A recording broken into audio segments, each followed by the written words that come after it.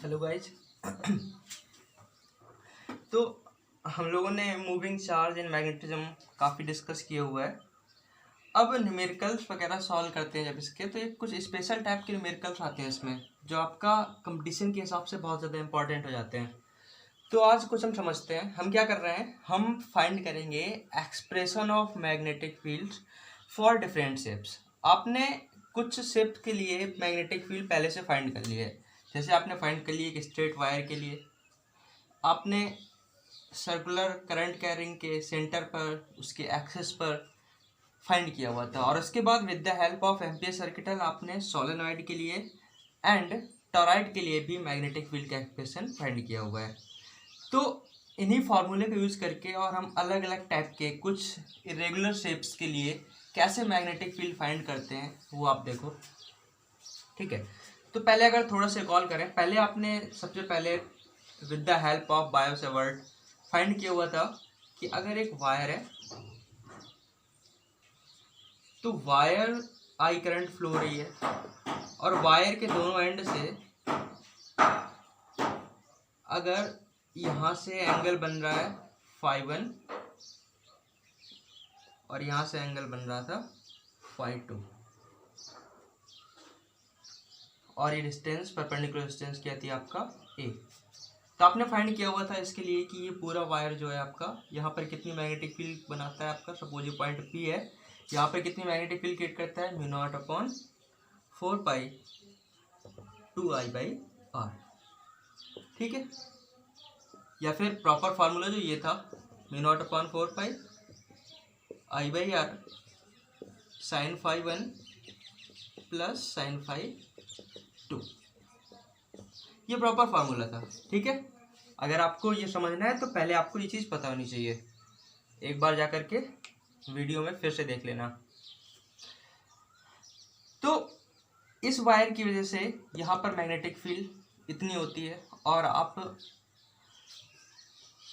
Direction अगर magnetic field की find करो तो सिंपल था आपका कि करंट की डायरेक्शन में आपको थंब करना है और फिंगर्स को ऐसे रोटेट कराना है। तो फिंगर्स आपको जिस डायरेक्शन में रोटेट होंगी that will be the direction of the magnetic field. यानी करंट ऐसे है तो अगर ऐसे आप रोटेट कराओगे तो यहाँ से अंदर की तरफ, यानी इस पॉइंट पर जो डायरेक्शन ऑफ मैग्नेटिक फील्ड होगी वो कहाँ आपका अंदर की तरफ होगी। और ये वायर है तो करंट इधर है तो इधर से अंदर की तरफ और इधर से बाहर की तरफ। तो इस तरफ कहीं देखोगे यार आप तो मैग्नेटिक फील्ड जो है आपका बाहर की तरफ होगी, और इस वायर के इस साइड मैग्नेटिक फील्ड जो है अंदर की तरफ होगी। ये फार्मूला आपको याद रखना है, ठीक है। तो पहले हम केवल इस फार्मूले का यूज करके ही कुछ डिफरेंट शेप की वजह से मैग्नेटिक फील्ड जो फाइंड करते हैं, ठीक है। आपने ये फार्मूला याद रखना है μ0/4πI/r sin φ1 प्लस sin φ2। φ1 क्या है, यहाँ से एंगल जो बन रहा है, φ2 क्या है, यहाँ से जो एंगल बन रहा है, ठीक है। तो ये केस लिया होता, इसमें ही अगर हम फर्स्ट केस ले लें, अगर इस वायर की लेंथ हम मान लें इनफाइनाइट है,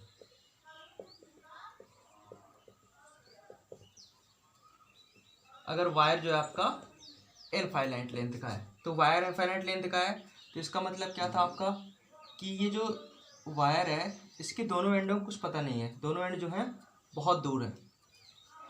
और जब दोनों एंड बहुत दूर है तो आपको पता है जब बहुत दूर से यहाँ पर कोई एक एंगल बनेगा, मतलब आप सोचो यहाँ पर है आपका और यहाँ ये वायर है, ये वायर कहीं यहाँ से कहीं एंगल बना रहे हो आप। तो जब एंगल आप ड्रॉ करते हो यहाँ पर, तो इतनी दूर से होने की वजह से, बहुत ज़्यादा दूर होने की वजह से क्या होगा, जब इस पॉइंट पर आप ड्रॉ, भाई ये जैसे सपोज ए है, मान लो ये ए, यहाँ से ये एक एंड से φ1 बनाता है और एक एंड से जो ये φ2 बनाता है। तो जब एक एंड से φ1 बना रहा है, एक एंड से φ2 बना रहा है, अब अगर इन केस आपको कहता है कि वायर की लेंथ इनफाइनाइट है, तो अगर वायर की लेंथ इनफाइनाइट है तो आप ये एज्यूम कर सकते हो कि जो एंगल होगा जो ये बना रहा होगा वो ऑलमोस्ट 90 होगा, ये ऑलमोस्ट 90 डिग्री का एंगल बनाएगा। अब आपको थोड़ा सा यहाँ पर एज्यूम करना होगा, कैसे 90 डिग्री बनाएगा आप समझ रहे हो। इनफाइनाइट मतलब बहुत दूर, ठीक है। आपका एक ये लाइन है, आपका एक लाइन है, अगर बहुत दूर से यहाँ से आपका आ रहा है तो आपका यहाँ पर जो एंगल बन रहा है, पहली बात है आर बहुत छोटा होता है, आर जो है बहुत ज़्यादा बड़ा नहीं होता, आर जो है आप पास में ले रहे हो।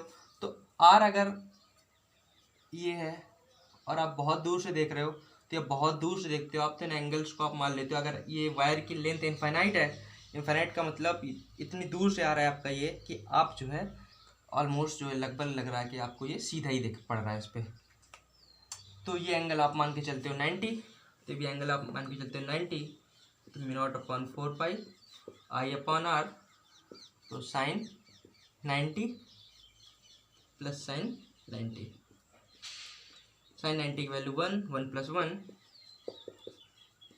ठीक है। और ये 90 कैसे है आपका, ये आप पिछले वीडियो में भी डिस्कस कर चुके हो जब हमने प्रॉपर इसके लिए मैग्नेटिक फील्ड फाइंड की थी, वहाँ से भी आप जाके एक बार देख सकते हो।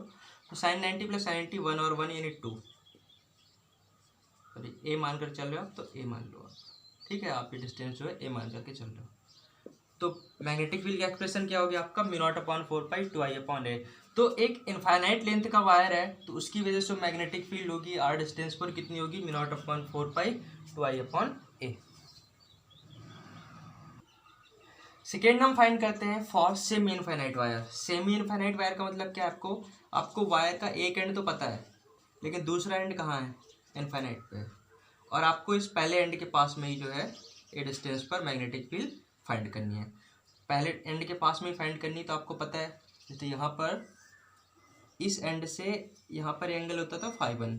अब यहाँ पर क्या है, ये पॉइंट जो है आपका यहीं पर है, इसके पास में ये, तो जब इसके पास में ही है तो आप सोचो ये जो लाइन थी, ये जो लाइन 5 1 कौन सा एंगल है, अगर आप ये समझो तो 5 1 आपका जिस पॉइंट पर आप मैग्नेटिक फील्ड बना रहे हो, जिस पॉइंट पर आपने मैग्नेटिक फील्ड फाइंड करनी है ये, तो एंड से जो एंगल बन रहा है ये 5 1 है। अब आपने पॉइंट कहाँ मान रखा है, आपने पॉइंट यहाँ पर मान रखा है, ठीक है। तो डिस्टेंस, तो इससे जैसे आप देखो ये जो लाइन है, ये लाइन इससे एंगल कितना बना रही है 5 1।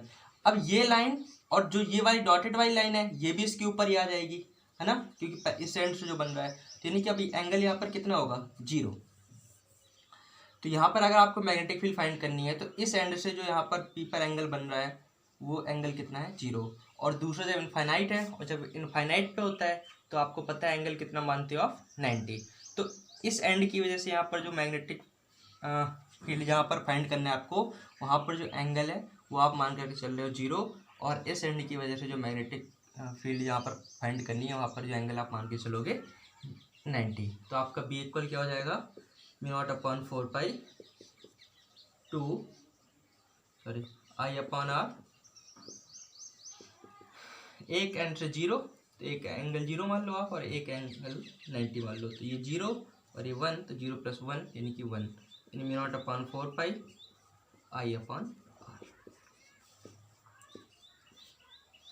सिंपल था, आप ये मान करके चलो, जो यहाँ पर एजम्पशंस लेने होते हैं आपका, कि अगर आपका एक एंड के पास में ही निकाल रहे हो, एक आपका वायर है उसके एंड के पास में ही निकाल रहे हो, तो उस एंड के पास में जो एंगल बनेगा, आप उस एंड से जो एंगल बनेगा आपका वो एंगल 0 होगा। और अगर इनफाइनाइट वाले से एंगल निकाल रहे हो, उस एंड से निकाल रहे हो जो एंड इनफाइनाइट पे है, तो जो एंगल बनता है वो 90 होता है। अब ये 90 होपफुली आपको समझ में आ रहा होगा, ठीक है, क्योंकि एक किसी पॉइंट पर है। अब ये लाइन बहुत दूर से, बहुत ज़्यादा दूर से आ रही है, जब इनफाइनाइट से आ रही है, तो इनफाइनाइट से आ रही है तो आप ये मानकर चलते हो जो ऑलमोस्ट आपका ये 90 डिग्री पर आकर के ही यहाँ पर इस पर इंसिडेंट होगी।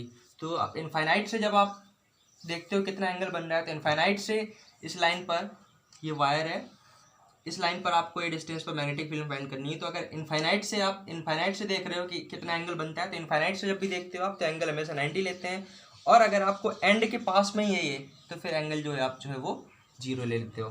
तो इनफाइनाइट वायर के लिए आपका आया था μ0/4 2I/r, और सेमी इनफाइनाइट वायर के लिए आया है μ0/4 I/r। बस ये एंगल आपको याद रखना है, इनफाइनाइट से है तो ऑलमोस्ट 90 डिग्री एंगल ले लेते हो आप, और अगर एंड के पास में ही है तो उस एंड से जो एंगल यहाँ पर बन रहा है आपका कितना, भाई यहाँ से अगर आप यहाँ पर फाइंड करना है, और यहीं से अगर आप एक दूसरी लाइन ड्रॉ करो, तो ये दूसरी लाइन इस वाली लाइन के साथ कितना एंगल बना रही है, उसके ऊपर ही, यानी एंगल 0 है।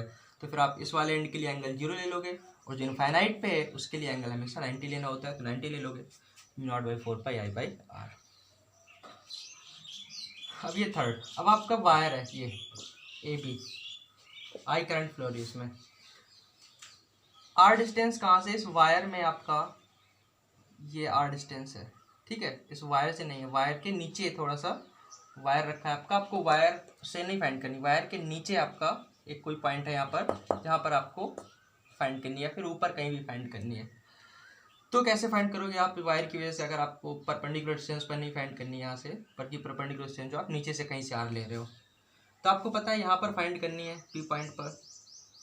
एक एंड से जो एंगल बनेगा यहाँ पर कितना होगा, फाइव वन, तो ये पूरा कितना होगा, फाइव वन। ये वाला एंड भाई आपको, तो देखो अगर पहले एंड से जो इस यहाँ पर जो एंगल बनता था ये फाइव वन था, तो पहले एंड से जो यहाँ पर पूरा एंगल बनेगा ये पूरा कितना होगा, फाइव वन अब भी होगा। और दूसरे एंड से जो एंगल बनता था वो कितना था, फाइव टू था, तो अब यहाँ पर भी दूसरे एंड से जो एंगल बन रहा है वो कितना होगा, फाइव टू होगा, ठीक है। अब यहाँ पर हमें मैग्नेटिक फील्ड का एक्सप्रेशन फाइंड करना है, तो कैसे फाइंड करेंगे। अब अगर आप देखो इसका लास्ट स्टेप अगर आप रिकॉल करो, तो आपने जो मैग्नेटिक फील्ड फाइंड की थी वो कुछ लास्ट टर्म ये था, mu not upon 4 pi I upon R integration cos phi D phi. अब यहाँ पर आपने क्या था, फाइव टू नीचे की तरफ था और फाइव वन ऊपर की तरफ था, तो एक नीचे की तरफ एक ऊपर की तरफ, तो आपने नीचे वाले को माइनस में लिया था एंगल और ऊपर वाले को प्लस में लिया था। तो आपने जो इंटीग्रेट कराया था वो कहाँ से कराया था, -5 से 5 1 तक इंटीग्रेट कराया था। अब यहाँ पर क्या है, आपका दोनों ही ऊपर है, इस लाइन से ये वाला एंगल भी ऊपर है और ये वाला एंगल भी ऊपर ही है। वहाँ पर क्या था, इस लाइन से एक एंगल नीचे बन रहा था और एक एंगल ऊपर बन रहा था, लेकिन यहाँ पर क्या है, ये वाला एंगल भी इस लाइन से ऊपर है और ये वाला एंगल भी इस लाइन से ऊपर है, तो अब दोनों जो है पॉजिटिव हो गए। जब दोनों पॉजिटिव हो गए तो ये लो, ठीक है। आप 5 2 से 5 1 तक आप इंटीग्रेट करा दोगे, तो क्या आ जाएगा आपका mu not upon 4 pi I upon R cos phi का आपको पता है इंटीग्रेशन साइन फाई। अब लिमिट पुट करनी है आपको 5 to 5 1, तो B equal mu not upon 4 pi I upon R, और लिमिट पुट करना आपको पता है upper limit minus lower limit, ठीक है, upper limit minus lower limit, तो ये आ गया आपका एक्सप्रेशन ये, ठीक है। इस शेप के लिए आपका ये। अब अगर आपका एक करंट कैरिंग वायर है और उसकी एक्सिस पर ही कोई एक पॉइंट है जहाँ पर आपको मैग्नेटिक फील्ड फाइंड करनी है, तो आपने देखो बायो-सेवर्ट लॉ पढ़ा हुआ है, तो बायो-सेवर्ट लॉ क्या कहता है, आपका थीटा एंगल पर अगर आपको फाइंड करना है आई, ये आपका आई है, इधर करंट फ्लो हो रहा है और ये आर है, और आई और आर के बीच का एंगल अगर थीटा है, तो आपने पता है कि पी पॉइंट पर मैग्नेटिक फील्ड फाइंड करने के लिए आप क्या करते थे, mu not upon 4 pi I D L sine theta pi R square, ठीक है। या फिर आप इसको वेक्टर फॉर्म में लिखते थे, तो mu not upon 4 pi I D L cross R upon R cube. तो यहाँ पर थीटा क्या था, डी एल और आर के बीच का एंगल था, तो यहाँ पर डी एल और आर के बीच का एंगल था। अब यहाँ पर देखो आर कहाँ है, आर आई की डायरेक्शन में ही है, आर कहाँ है, जहाँ आई फ्लो हो रही है वहीं पर आर भी रखा हुआ है, तो आई और आर के बीच का एंगल यहाँ पर कितना हो गया, 0। तो यहाँ पर आर है, आई भी उसी डायरेक्शन में है, तो एंगल कितना हो गया आपका 0। तो यहाँ पर आपका angle between I del L, मतलब पूरा जो वेक्टर है, एंड आर इज 0। सो जब एंगल 0 है तो साइन 0 की वैल्यू पुट करोगे, तो आपका मैग्नेटिक फील्ड कितनी आएगी, 0। यानी एक वायर है उसकी एक्सिस पर ही अगर आपको फाइंड करना हो तो मैग्नेटिक फील्ड कितनी आती है, 0। वायर है, इसकी वजह से आपको मैग्नेटिक फील्ड इस पॉइंट पी पर फाइंड करनी है। वायर एक इनफाइनाइट लेंथ का है और दूसरा वायर जो है सेमी इनफाइनाइट है। ये वायर 1 है और ये वायर 2, आई करंट दोनों फ्लोर है। तो आपको पता है इसकी एक्सिस पर है पॉइंट पी, और किसी वायर की एक्सिस पर ही अगर आप फाइंड कर रहे हो तो मैग्नेटिक फील्ड कितनी होगी, 0। यानी वायर 1 की वजह से जो मैग्नेटिक फील्ड होगी वो कितनी होगी, आपका 0 होगी। और वायर 2 की वजह से अगर आप फाइंड करोगे, तो आपने पीछे फाइंड किया, एक सेमी इनफाइनाइट वायर की वजह से कितना होता है, म्यू नॉट अपॉन 4 पे आई अपॉन आर, किस डायरेक्शन में, तो आई आपको ऊपर है, तो यहाँ पर देखो क्या आएगा, आउटवर्ड, तो मैग्नेटिक फील्ड यहाँ पर क्या होगी, आउटवर्ड, ठीक है। तो total magnetic field P point पर कितनी हो जाएगी, B1 प्लस B2, B1 तो 0 है, तो टोटल मैग्नेटिक फील्ड कितनी होगी, mu not upon 4 pi I by R, ठीक है। दोनों वायर की वजह से आपको फाइंड कर लेना होता है बस। और डायरेक्शन की अगर बात करें तो कहाँ होगी, आउटवर्ड, प्लेन से आउटवर्ड।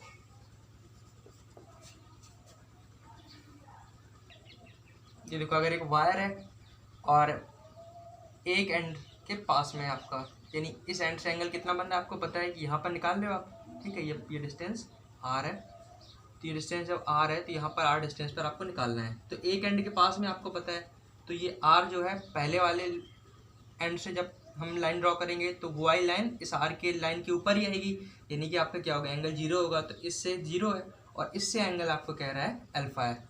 आपको पता है बी इक्वल क्या हो जाएगा, 0/4 पाई I/r साइन एक एंड से अल्फा और एक एंड से 0, साइन 0 की वैल्यू 0, तो बी का टर्म आपका आ गया 0/4 pi I sine alpha by R. Find करते हैं magnetic field at the centre of square. तो एक स्क्वायर है, इसके सेंटर पर सपोज इसमें करंट फ्लो हो रहा है आई। अब इसके सेंटर पर फाइंड करते हैं, सेंटर मतलब जहां पर इसके डायगोनल्स इंटरसेक्ट करेंगे, ठीक है, समझ लो आप ना।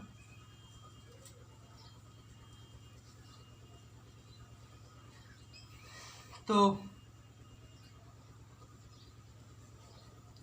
आपको पता ही, इनको आप कंसीडर कर सकते हो कि 4 वायर्स हैं, है ना, और चारों वायर की वजह से जो आपको अलग अलग मैग्नेटिक फील्ड फाइंड करके फिर उनको देख लो एट सब्ट्रैक्ट जिस हिसाब से हो रहे हैं, वेक्टर लॉ के हिसाब से आप समझ सकते हो।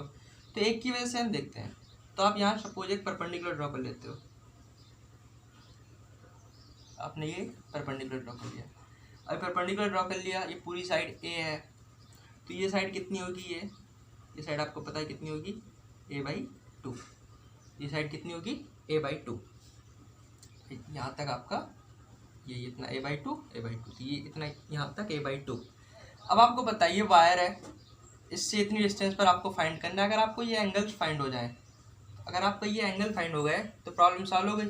आप जो है वायर की वजह से मैग्नेटिक फील्ड का फार्मूला लगा दोगे। तो ये एंगल कितना होगा, अगर आप समझो,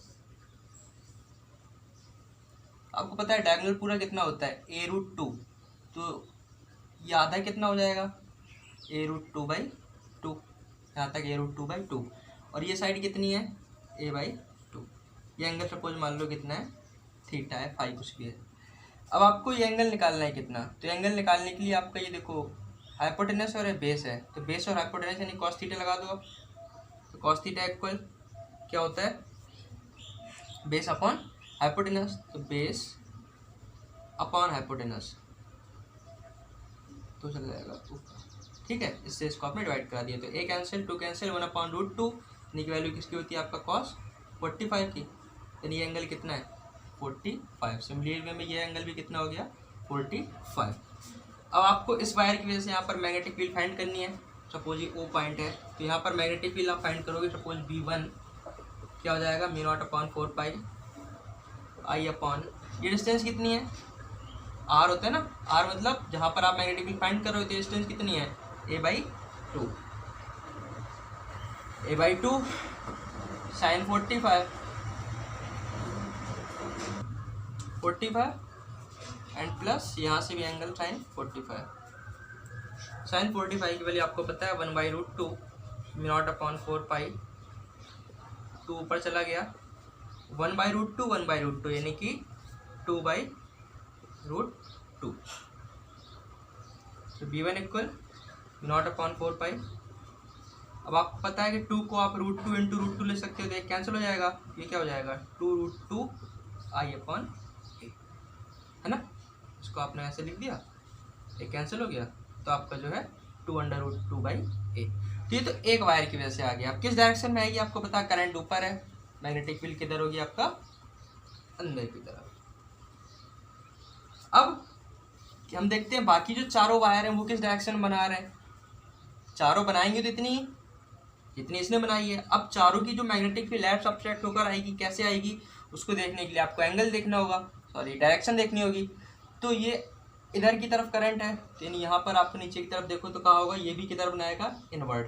सेम वे में आपका इसमें नीचे की तरफ है करंट, इसमें करंट नीचे की तरफ है, तो आप ये भी किधर बनाएगा, आप इस तरफ देखो। अगर आप यहाँ पर किस तरह है ये, तो यहाँ से आउटवर्ड बना रहा है, यहाँ से इनवर्ड, तो ये भी किधर बनाएगा इनवर्ड। और सेम वे में आपका इसमें करंट इस तरफ है, तो ये भी आप इधर बनाएगा इनवर्ड। तो चारों के चारों इनवर्ड ही बना रहे हैं, तो यानी कि टोटल मैग्नेटिक फील्ड जो चारों की वो आपका ऐड होकर के आएंगी।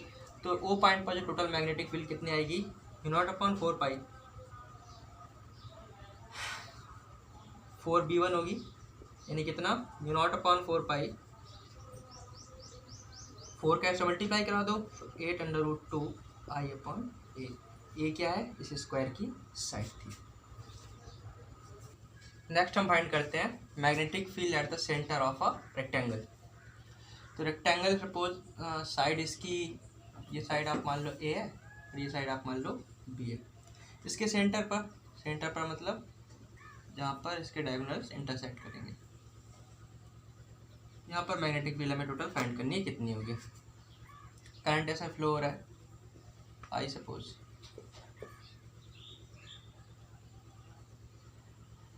अब इसके सेंटर पर फाइंड करते हैं, ठीक है। तो आप क्या करोगे भाई, इससे यहाँ से एक परपेंडिकुलर ड्रॉ कर दो, बीचों बीच परपेंडिकुलर हो गया।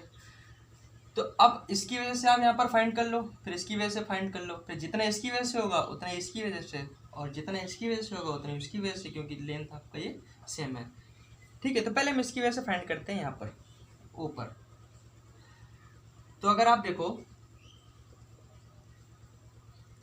Mu not upon 4 pi, angle suppose आप कितना बन रहा है, दोनों तरफ से इक्वली एंगल बनेगा, सपोज कितना एंगल, ये थीटा है। Mu not upon 4 pi I upon square की वजह से निकालना है हम, ABCD आप इसको आप मान लो PQRS, इस RS साइड की वजह से हम निकाल रहे हैं। Mu not upon 4 pi I upon R मतलब ये डिस्टेंस, जितनी डिस्टेंस पर आपको निकाली, डिस्टेंस कितनी होगी आपका, आप देखो ये B है, तो ये डिस्टेंस कितनी रहेगी आधी, ये यहाँ तक B है यानी यहाँ तक, तो ये कितनी रहेगी B/2, तो B/2, 2 चला गया ऊपर चला, ऐसा लिखे रहो, sine theta plus sine theta, ठीक है। So mu not upon 4 pi 2I/b।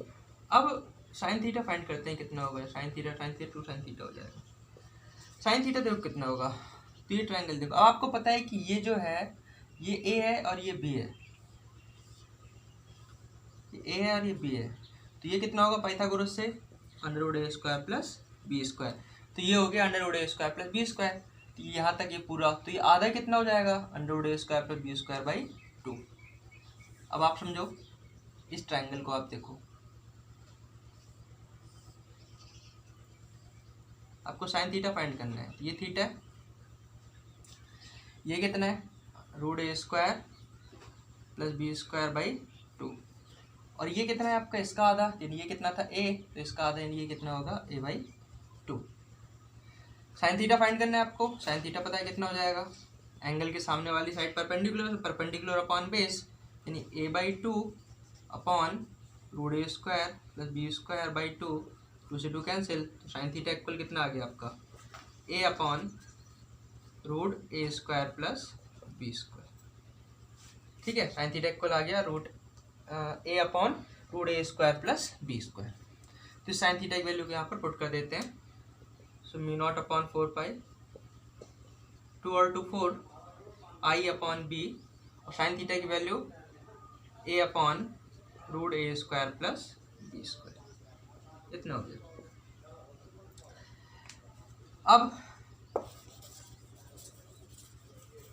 किस डायरेक्शन में, तो करंट इधर है, इनवर्ट, ठीक है।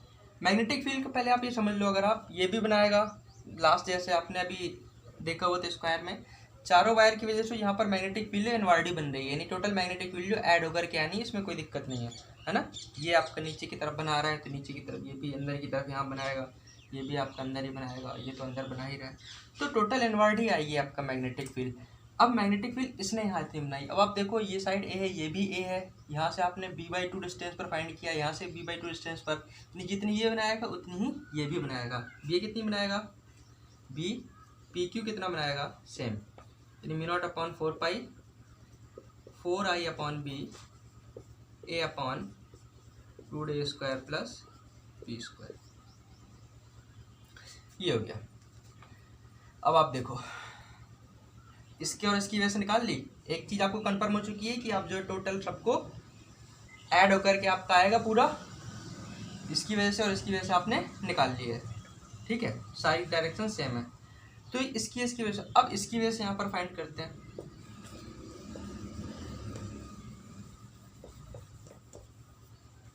अब जब इसकी वजह से फाइंड करते हैं आप, ठीक है, इसको हम लिख लेते हैं, इन दोनों ने कितनी बनाई है, कोने में लिख लेते हैं हम, B0/4 2i upon b a/√a² plus b², कितनी बनाई हुई इन दोनों ने, sorry 4i a/√a² plus b²। अब इसकी वजह से हम यहाँ पर फाइंड करते हैं। तो आपको बस ये दिक्कत ये कि ये एंगल पता चल जाए कितना है, सपोज कितना है, θ1।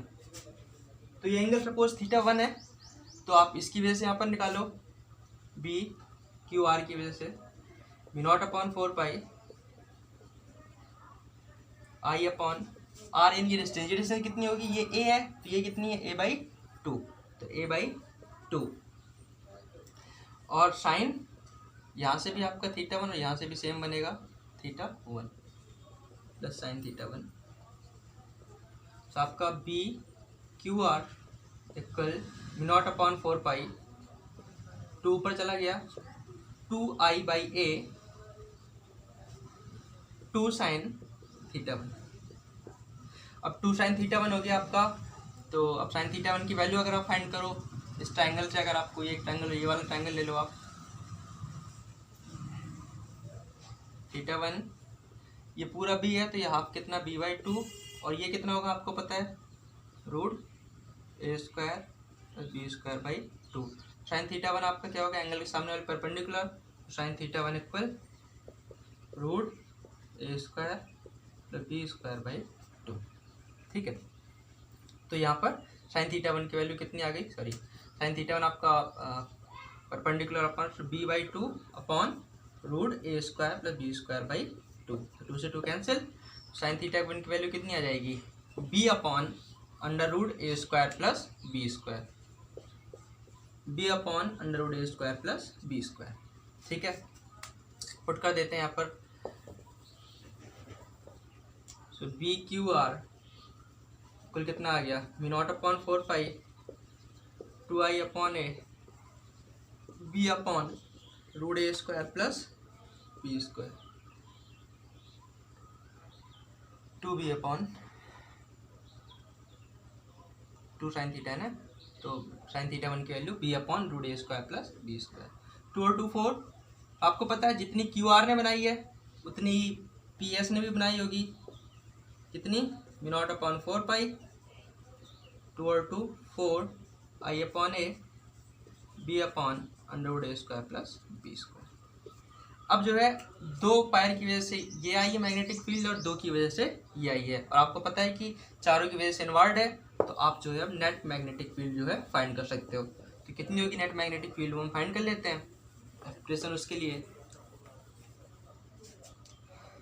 बी इक्वल B0/4 4i, देखो जितनी इसकी वजह से उतनी इसकी वजह से, चलो लिख लेते हैं सबकी वजह से, upon B A upon √a² plus b², R S की वजह से, पी क्यू की वजह से भी इतनी है, B0/4 4i upon B A upon √a² plus b² plus इसकी, इन दोनों की वजह से भी इतनी इतनी लिख लेते हैं। इतनी इतनी लिखने के बाद 2 से मल्टीप्लाई कर लेते हैं सीधे सीधे, ठीक है भाई, एक की वजह से इतनी, दूसरी वजह से भी इतनी ऐड कराएंगे, मतलब 2 से मल्टीप्लाई हो जाएगा, तो यहाँ 4 की जगह 8 कर देते हैं हम, सेम यहाँ भी कर लेना था, अब चलो लिख दिया तो ठीक है, ये हो गया।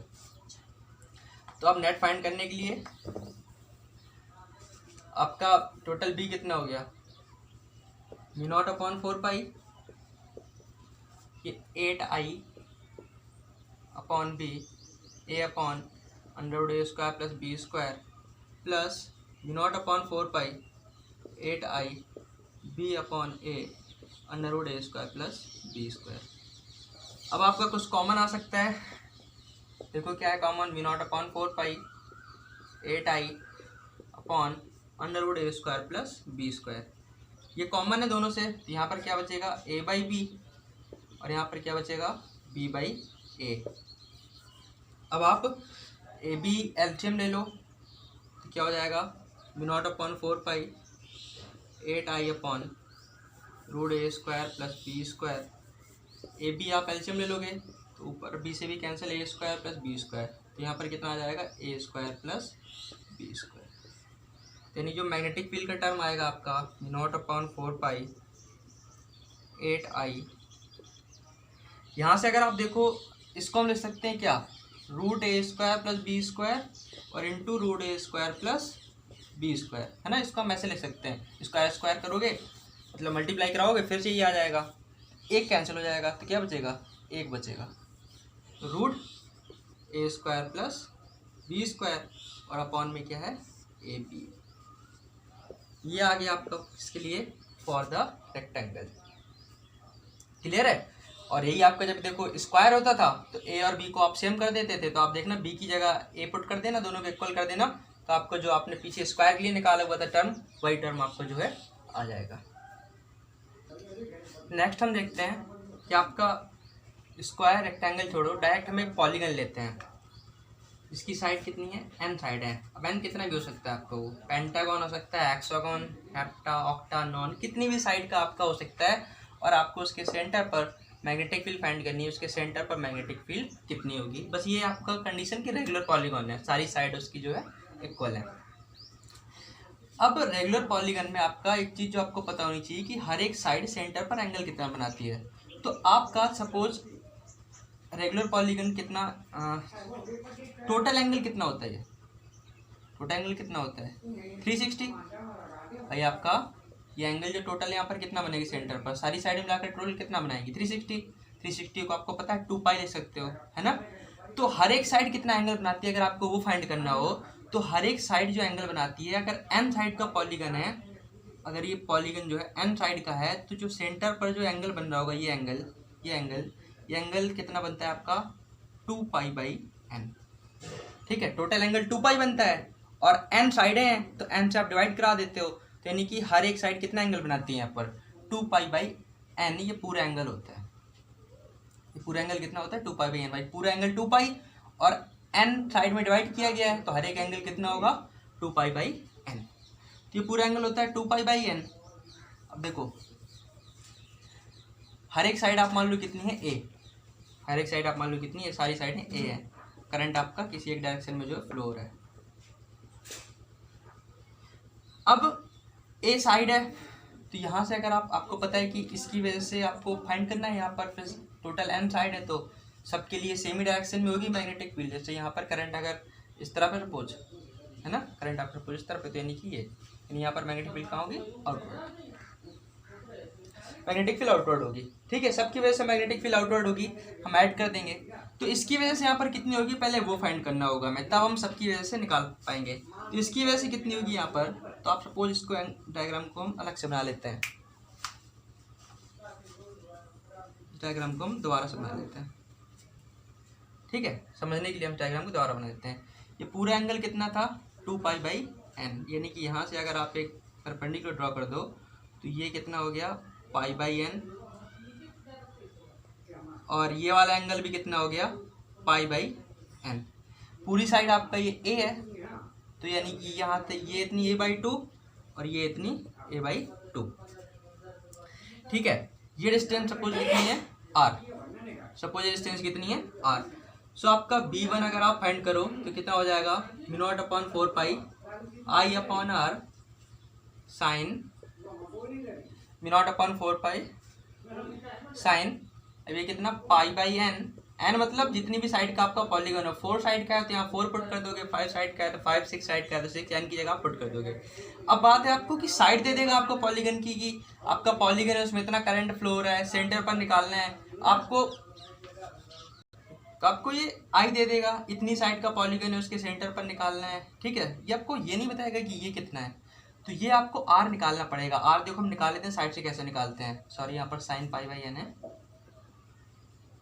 तो आर कितना होगा। अगर आपको आर देखो तो आपको ये पता है पाई बाई एन और ये पता है, तो अगर आप देखो टेन थीटा लगाओ, tan pi by N, tan equal क्या होता है परपेंडिकुलर अपॉन बेस, एंगल के सामने वाला परपेंडिकुलर और अपॉन बेस, यानी कि ये अपॉन में बेस, तो आर इक्वल क्या हो जाएगा आपका a/2 और ये 10π/n जो है आपका अपॉन में आ जाएगा। तो 10π/n को ऊपर ले जाओ तो cot π/n, तो क्या हो गया a/2 cot π/n। तो r कितना आ गया a/2 cot π/n। इसको हम यहाँ पर पुट कर देते हैं। So b1 equal μ0 upon 4π i upon r कितना आया था, r आया था आपका भी आपने निकाला हुआ था r की जगह आपने पुट किया हुआ था a/2 cot π/n, ठीक है। और ये आपका क्या था sin π/n plus sin π/n। तो ये तो हो गया आपका क्या एक साइड की वजह से, ऐसी आपका n साइड है अगर, तो टोटल मैग्नेटिक फील्ड कितनी हो जाएगी, तो n से जो आप मल्टीप्लाई करा दोगे, सो μ0 अपॉन 4π, ये आप 2 को ऊपर ले आओ, 2ni upon a cot π/n sin π/n plus sin π/n। इस तरीके से आप किसी भी साइड का अगर आपको गिवन हो, एक रेगुलर आपका ट्रायंगल हो सकता है, आपका स्क्वायर हो सकता है, रेगुलर पॉलीगन आपका कोई भी हो, उसकी वजह से आपको अगर फाइंड करना हो मैग्नेटिक फील्ड सेंटर पर कितनी होगी, तो आपको जहाँ जहाँ एन पुट कर देना है आपको बस, ठीक है। जितनी साइड है आपका, ये पाई है, पाई का मतलब 180 डिग्री, एन पुट कर देना है आपको, 2 साइड का 3 साइड का 4 साइड कितनी है एन, आप यहाँ पुट कर दोगे, आपका जो है फार्मूला निकल आएगा कि कितनी इसके सेंटर पर मैग्नेटिक फील्ड होगी। ये आपका ये कॉमन फार्मूला निकल आया किसी भी रेगुलर पॉलीगन का, आपका चाहे स्क्वायर, ट्रायंगल, पेंटागन, हेक्सागन, किसी के लिए भी अगर आपको निकालना हो तो आप जो है इस फार्मूले से फाइंड कर सकते हो। ये आपका एक कॉमन फार्मूला आ गया, ठीक है। तो अभी आपका ये शेप हो गए, अब हम कुछ सर्कुलर शेप्स भी देखेंगे, अलग अलग टाइप के कुछ शेप्स देखेंगे, उनको नेक्स्ट वीडियो में। Thank you.